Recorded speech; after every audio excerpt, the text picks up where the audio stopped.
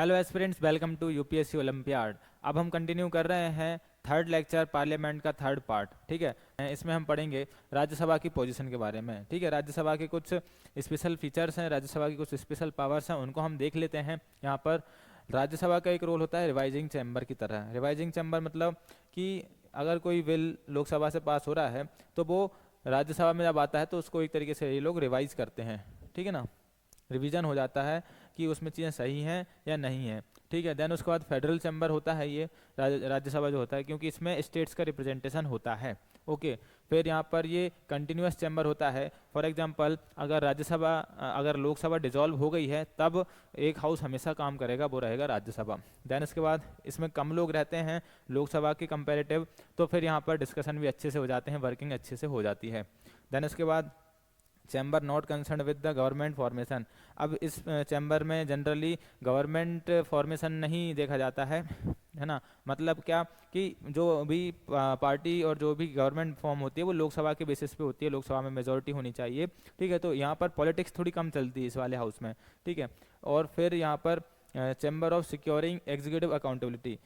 जैसे कि Lok Sabha accountability check करती है एग्जीक्यूटिव्स पर, वैसे ही सेम राज्यसभा का भी रोल होता है एग्जीक्यूटिव को कंट्रोल करने में। ठीक है, उसके बाद chamber of ventilating public grievances of states. तो स्टेट्स के लिए ये एक ऐसा प्लेटफॉर्म है जहाँ पर वो अपने ग्रीवेंसेस बता सकते हैं। ठीक है, अभी हम यहाँ पे देखते हैं लोकसभा से इसको हम कंपेयर करते हैं, लोकसभा और राज्यसभा में क्या सिमिलैरिटीज़ हैं वो देख लेते हैं। ठीक है, सबसे पहली बात तो प्रेसिडेंट का अगर कोई इलेक्शन या इम्पीचमेंट से रिलेटेड मैटर है तो उन दोनों मैटर्स में राज्यसभा और लोकसभा की सेम पावर्स हैं। ठीक है ना, यहाँ पर आर्टिकल 54 में इलेक्शन रहता है और आर्टिकल 61 में इम्पीचमेंट ऑफ प्रेसिडेंट होता है।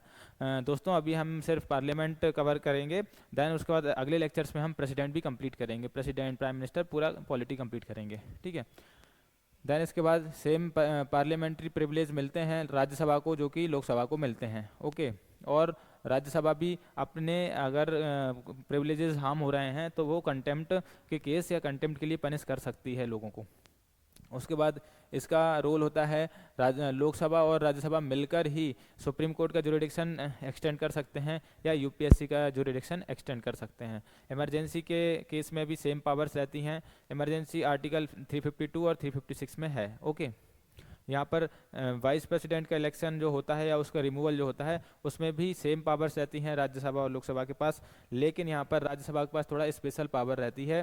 क्या कि वो इनिशिएट जो वाइस प्रेसिडेंट के रिमूवल का जो भी प्रोसीजर है वो इनिशिएट सिर्फ राज्यसभा में होता है। ठीक है, और राज्यसभा में स्पेशल मेजोरिटी चाहिए होती है, बल्कि जो लोकसभा है वहाँ पर तो सिंपल मेजोरिटी चाहिए रहती है। ठीक है, देन यहाँ पर अगर ऑर्डिनेंस इशू किया है प्रेसिडेंट ने तो उसको अप्रूव करने का काम राज्यसभा और लोकसभा दोनों सेम तरीके से करते हैं। ठीक है, कुछ रिपोर्ट्स रहती हैं जो कि दोनों हाउस में देनी पड़ती हैं, तो वहाँ राज्यसभा और लोकसभा दोनों सेम है इस लेवल पर। जैसे कि बजट, यहाँ पर जो एनुअल फाइनेंशियल स्टेटमेंट है बजट, ये दोनों हाउस में आता है। देन उसके बाद यहाँ पर ऑडिट रिपोर्ट फ्रॉम कैग ये भी आती है, यूपीएससी की रिपोर्ट भी आती है, एसटीएससी कमीशन की भी यहाँ आती है, OBC commission, linguistic minority officer भी यहाँ अपनी रिपोर्ट देता है। और ऑर्डिनरी बिल या कॉन्स्टिट्यूशनल बिल जो भी आते हैं है ना, amendment bill, constitutional amendment bill, तो वो दोनों हाउसेज में आ सकते हैं। तो राज्यसभा और लोकसभा का वहाँ पर सिमिलैरिटीज़ हमने देख ली हैं। अब यहाँ पर हम देखते हैं कहाँ पर लोकसभा की पावर ज़्यादा है, राज्यसभा की पावर कम है। ठीक है, तो जैसे कि मनी बिल को इंट्रोड्यूस नहीं कर सकती राज्यसभा, ये सिर्फ लोकसभा में इंट्रोड्यूस होता है, पहला। दूसरा, मनी बिल को राज्यसभा इंट्रोड्यूस तो कर भी नहीं सकती है, उसके बाद अमेंड भी नहीं कर सकती है। ठीक है, वो सिर्फ क्या कर सकती है, उसको डिस्कस कर सकती है या 14 दिन में उसे रिटर्न करना रहता है। देन उसके बाद अगर कोई भी बिल मनी बिल है या नहीं है ये कौन बताता है, ये लोकसभा के स्पीकर ही डिसाइड करता है। ओके, फाइनेंशियल बिल टाइप 2 जो है ना, फाइनेंशियल बिल टाइप 2 कल हमने पढ़ा था, वो सिर्फ लोकसभा में इंट्रोड्यूस होता है, राज्यसभा में नहीं होता है। जॉइंट सिटिंग जो होती है उसको जो प्रिसाइड करता है वो लोकसभा का स्पीकर होता है, ना कि राज्यसभा का चेयरमैन या डिप्टी चेयरमैन। अगर स्पीकर नहीं है तब डिप्टी स्पीकर चेयर करता है, और अगर डिप्टी स्पीकर भी नहीं है तब डिप्टी चेयरमैन ऑफ राज्यसभा उसको प्रिसाइड करता है। ठीक है, ये हमने पहले के लेक्चर्स में देखे हुए हैं।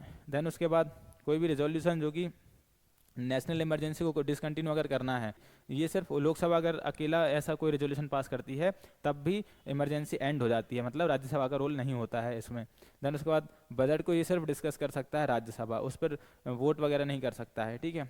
देन उसके बाद यहाँ काउंसिल ऑफ मिनिस्टर के अगेंस्ट में नो कॉन्फिडेंस मोशन सिर्फ लोकसभा में आता है, राज्यसभा में नहीं आ सकता है, ठीक है। फिर यहाँ पर कुछ स्पेशल पावर है राज्यसभा के पास, जैसे अभी हमने देखी लोकसभा की स्पेशल पावर्स, वैसे यहाँ पर राज्यसभा की स्पेशल पावर्स हैं कि सबसे पहली बात तो अगर कोई भी स्टेट लेजिस्लेटिव फील्ड है ना, मतलब स्टेट से रिलेटेड कोई भी मैटर है, स्टेट सब्जेक्ट में कोई मैटर है, उस पर अगर कुछ लेजिस्लेशन बनाना है तो फिर वो राज्यसभा के थ्रू ही होता है। आर्टिकल 249 में ये चीज़ है, ठीक है, कि राज्यसभा चाहे तो एक रेजोल्यूशन पास कर सकती है जिसमें वो मेजोरिटी उसको चाहिए क्या, 2/3 majority of members present and voting, ठीक है ना, मेजोरिटी क्या चाहिए, 2/3 मेजोरिटी, ठीक है। और ये जो भी मैटर पे अगर ये लॉ बनाएंगे, ठीक है ना, इस प्रोसेस के थ्रू वो सिर्फ 1 साल तक ही वैलिड रहेगा, उसको हर साल एक्सटेंड करना पड़ेगा। देन उसके बाद ऑल इंडिया सर्विस को अगर बनाना है तब भी राज्यसभा का बहुत रोल होता है। आर्टिकल 312 में बोला गया है कि राज्यसभा को पास करना पड़ेगा एक रेजोल्यूशन जिसमें उसको 2/3 का मेजोरिटी देना पड़ेगा प्रेजेंट एंड वोटिंग का, तब जाके ऐसा कोई रेजोल्यूशन पास होगा, है ना। और वो फिर चाहे तो ऑल इंडिया सर्विस बना सकते हैं, जैसे कि IAS, IPS, IFS, ये ऑल इंडिया सर्विसेज हैं। देन उसके बाद जो प्रोक्लेमेशन होता है इमरजेंसी का, ठीक है, अगर फॉर एग्जांपल इमरजेंसी को प्रोक्लेम करना है, उसको लागू करना है और उस टाइम पर लोकसभा जो है वो हमारी सेशन में नहीं है, लोकसभा डिसॉल्व है, तो राज्यसभा अकेला एक हाउस जो है वो उसको प्रोक्लेम कर सकता है। हालांकि जब लोकसभा फॉर्म होगी, जब लोकसभा बनेगी, तब लोकसभा को भी अप्रूव करना ही पड़ेगा, ठीक है ना। ये 3 इमरजेंसी होती हैं, ठीक है। एक आर्टिकल 352 में है, 356 में और 360 में। 360 में फाइनेंशियल इमरजेंसी है, 356 में स्टेट इमरजेंसी है जिसको हम बोलते हैं प्रेसिडेंट रूल, और फिर ये नेशनल इमरजेंसी है ना। अब इसके बाद पार्लियामेंट्री प्रिविलेज देखते हैं क्यों ज़रूरत पड़ती है और क्या होते हैं। पार्लियामेंट्री प्रिविलेज एक स्पेशल राइट्स होते हैं, ये इसलिए ज़रूरी है ताकि इंडिपेंडेंस मेंटेन रहे मेंबर्स की, ठीक है। और ये अटॉर्नी जनरल ऑफ इंडिया को भी मिलता है, ठीक है ना, यूनियन मिनिस्टर के साथ साथ अटॉर्नी जनरल ऑफ इंडिया को भी मिलता है, ठीक है। और फिर ये प्रेसिडेंट को नहीं मिलते हैं, ठीक है। पार्लियामेंट्री प्रिविलेज जो है वो प्रेसिडेंट के पास नहीं होते हैं, वो पार्लियामेंट के मेंबर्स के पास होते हैं, और प्रेसिडेंट जो होता है वो पार्लियामेंट के मेंबर नहीं होता है। कलेक्टिव, अब यहाँ पर 2 टाइप के प्रिविलेज होते हैं, एक होते हैं इंडिविजुअल प्रिविलेज जो एक इंडिविजुअल मेंबर को मिलते हैं, और एक होते हैं कलेक्टिव प्रिविलेज जो एज अ हाउस और एज अ ग्रुप सबको मिलते हैं, ठीक है। सबसे पहली बात तो right to publish any report और डिबेट्स प्रोसीडिंग्स, ठीक है, या फिर right to prohibit other from publishing the same, वो कुछ भी पब्लिश कर सकते हैं, किसी को भी रोक सकते हैं कि इसको आप पब्लिश नहीं करोगे। लेकिन 44th कॉन्स्टिट्यूशनल अमेंडमेंट एक्ट के थ्रू ये जो प्रोहिबिशन है ना, ये कैंसिल कर दिया गया है कि आप किसी को नहीं रोक सकते अगर वो ट्रू और एकदम सही रिपोर्ट कोई पब्लिश कर रहा है, कोई न्यूज़ वाला, ठीक है, कोई मीडिया पर्सन, तो आप उसको नहीं रोक सकते हो। उसके बाद ये किसी स्ट्रेंजर को अंदर आने से रोक सकते हैं, ठीक है। ये सारी चीज़ें ऐसे कुछ ज़्यादा इतनी इंपॉर्टेंट है नहीं है, आप इनको पढ़ लीजिएगा, ठीक है, कलेक्टिव प्रिविलेजेस क्या होते हैं। अब हम बढ़ते हैं इंडिविजुअल प्रिविलेजेस। इंडिविजुअल प्रिविलेजेस में क्या रहता है कि ये एक एक मेंबर को मिले होते हैं, कि किसी भी मेंबर का अगर सेशन चल रहा है, ठीक है ना, पार्लियामेंट के जो हाउसेज हैं वो प्रोसीडिंग्स चल रही है, उसमें काम चल रहा है, तब फिर उसके 40 दिन पहले और 40 दिन बाद उस पार्लियामेंट के किसी भी मेंबर को अरेस्ट नहीं कर सकते हैं, ठीक है ना। देन उसके बाद ये जो अरेस्ट है ये सिर्फ सिविल केसेस का है, ठीक है। अगर क्रिमिनल केस और प्रिवेंटिव डिटेंशन केस में उनको अरेस्ट करना पड़ेगा तो फिर ये वाली कंडीशन नहीं लागू होती है, ये सिर्फ सिविल केसेस के लिए है, ओके। फ्रीडम ऑफ स्पीच होती है सारे मेंबर्स के पास, वो कुछ भी बोल सकते हैं, ठीक है, उनके ऊपर कोई केस वगैरह नहीं होगा। लेकिन ये जो फ्रीडम मिलती है ये सब्जेक्ट रहती है, इनको ये चीज़ थोड़ा ध्यान में रखना पड़ता है, कॉन्स्टिट्यूशन और जो भी रूल्स फ्रेम हुए हैं, है ना, पार्लियामेंट में, उसके अकॉर्डिंग ही ये इस फ्रीडम को एंजॉय करते हैं। और फिर इनको ज्यूरी की सर्विस नहीं देना होता है। ज्यूरी सर्विस मतलब क्या होता है कि कोर्ट इनको एकदम नहीं बुला सकता है कि आप एविडेंस हैं, आपने कुछ देखा है क्या वहाँ पर मर्डर होते हुए, या कोई भी एविडेंस आपके पास है तो आप हमें आके बताओ। कोर्ट इनको फोर्स नहीं कर सकता है, इनकी मर्जी है जाए या ना जाए। जब प्रोसीडिंग्स चल रही होती हैं, सेशन चल रहा होता है, तो ये ज्यूरी की तरह काम करने के लिए फोर्सिबल नहीं है। अब ये जो प्रिविलेज मिले हैं ये इंपॉर्टेंट है, ठीक है। ये जो प्रिविलेज मिले हैं ये कहाँ से मिले हैं, कहाँ से, इनका सोर्स क्या है। सबसे पहला तो आर्टिकल 105 जो है, ठीक है, इसमें सिर्फ 2 बातें लिखी हुई हैं। कौन सी 2 बातें हैं? फ्रीडम ऑफ स्पीच मिली हुई है पार्लियामेंट में, और right of publication of its proceedings. बस ये 2 फ्रीडम मिली हैं कॉन्स्टिट्यूशन की तरफ से, ठीक है ना। बाकी फिर यहाँ पर जो है पार्लियामेंट ने और इस पर अभी तक कोई लॉ भी नहीं बनाया है, ठीक है ना। तो ये 2 चीज़ें ही मिली हैं। पर फिर भी ये जो सोर्सेज हैं वो कहाँ से मिलते हैं, एक तो कॉन्स्टिट्यूशन से मिलते हैं, ये देख लिया हमने। फिर इधर उधर कोई से लॉज बनने हैं पार्लियामेंट ने, है ना, एक लॉ नहीं बनाया है बट अलग अलग लॉ बनाए हुए हैं। उसके बाद कोई भी रूल्स वगैरह बनते हैं जो भी हाउस में, पार्लियामेंट्री कन्वेंशंस हैं कुछ, और कुछ जजमेंट्स हैं, ये सब मिला के ये प्रिविलेजेस मिले हुए हैं सारे, ठीक है। ये वाले प्रिविलेज है और ये कलेक्टिव प्रिविलेज है। अब अगर इन प्रिविलेज को कोई ब्रीच करता है, ठीक है, कोई उनको हार्म करता है, वायलेट करता है, तो क्या कर सकते हैं, तो फिर यहाँ पर ब्रीच ऑफ प्रिविलेज माना जाएगा और फिर इसके लिए कोई सा भी एक्शन लिया जा सकता है। और वो एक्शन क्या है, कंटेम्प्ट ऑफ हाउस। अगर आपने किसी भी एक इंडिविजुअल मिनिस्टर के या फिर एज अ ग्रुप या पूरे हाउस का अगर आपने कोई सा प्रिविलेज हार्म किया है, या खुद मेंबर ने किया हो या फिर कोई बाहर के पर्सन ने ये हार्म किया हो, तो फिर वो क्या कर सकते हैं, कंटेम्प्ट ऑफ हाउस लगा सकते हैं उस पर। कंटेम्प्ट ऑफ हाउस में उनको पनिश किया जाता है, ठीक है ना।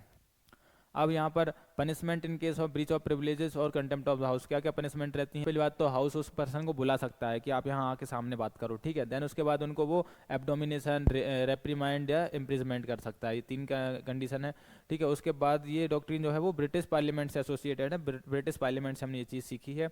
उसके बाद parliament supreme power, no legal restriction on its authority. यहाँ पर ये बात होती है कि पार्लियामेंट ही सुप्रीम है, इसलिए वो अपने कंटेम्प्ट को पनिश कर सकती है। लेकिन जो इंडियन पार्लियामेंट है वो तो सोवरेन नहीं है। क्यों नहीं है, क्योंकि यहाँ पर रिटर्न नेचर ऑफ कॉन्स्टिट्यूशन है, फेडरल सिस्टम है, सिस्टम ऑफ जुडिशियल रिव्यू है और राइट्स, फंडामेंटल राइट्स हैं, ये सारी चीज़ें हैं।